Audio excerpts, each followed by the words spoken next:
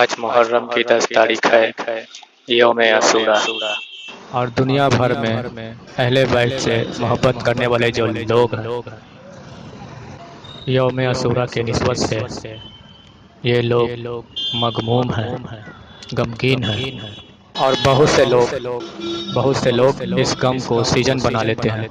پیسے کے لیے کچھ بھی کر لیتا ہے انسان، لیکن یہ وجوہات جن کے بنا پر ایسا دردناک واقعہ پیش آیا، اگر وجوہات پر توجہ دی جائے تو شاید ایسے وجوہات نہ ہو۔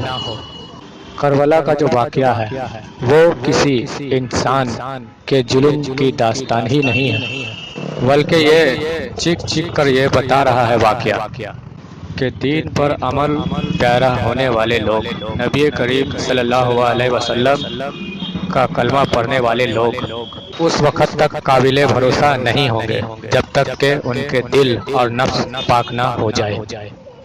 انسان کے سینے میں جو لطائف کے ساتھ امتحان کے طور پر اللہ تعالیٰ نے جو برائیاں لگائی ہے، جیسے بغض اور عنایت ہے، حرص و حسد ہے، تکبر ہے، یہ وہ چیزیں ہیں جس کی موجودگی کے وجہ سے کسی بھی انسان کا پاؤں پھسل سکتا ہے اس کی وجہ سے، اور وہ ظلم کی انتہا تک پہنچ سکتا ہے۔ جب مولا علی کی شہادت ہو گئی تب مسلمانوں نے مولا علی کی جگہ آپ کے فرزند امام حسن علیہ السلام کو خلیفہ منتخب کر دیا۔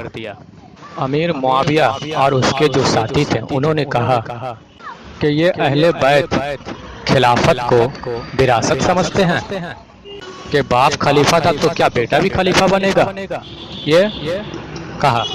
لیکن امام حسن علیہ السلام کو مولا علی نے تو خلیفہ مقرر نہیں کیا تھا، وہ تو مسلمانوں کے کہنے پر آگے آئے، لیکن اس دور میں ایک فتنہ برپا ہو گیا۔ یہی بات بار بار اٹھائی گئی کہ کیا یہ وراثت ہے؟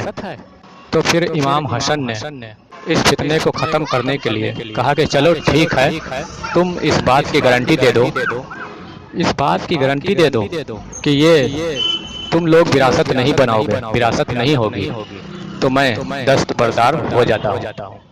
اس فتنے کو ختم کرنے کے لیے امام حسن دستبردار ہو گئے۔ اسلام میں بہت سارے فرقے ہیں آج۔ امام حسن علیہ السلام کی یہ صلح کو غلط رنگ دیتے ہیں۔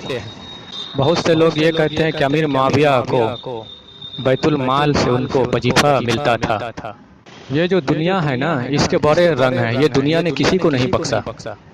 جس مالک نے اس دنیا کی تخلیق کی، دنیا کو پیدا کیا، انسانوں کو بنایا، نہ اللہ کو بخشا اس دنیا نے، نہ اللہ کے رسول کو بخشا، نہ اہل بیت کو بخشا اس دنیا نے۔ انسان اگر اپنی کمینی پن تو اتر آئے تو پھر اس جیسا کمینہ کوئی ہو نہیں سکتا۔ امام حسن علیہ السلام دستبردار ہو گئے اور انہوں نے معاہدہ کر لیا۔ انہوں نے معاہدہ کر لیا کہ ہاں بھائی، خلافت وراثت نہیں ہوگی، مطلب وراثت نہیں ہوگی۔ پہلے امام حسن کو تانے دے کر فتنہ کرا کے خلافت سے نیچے اتارا۔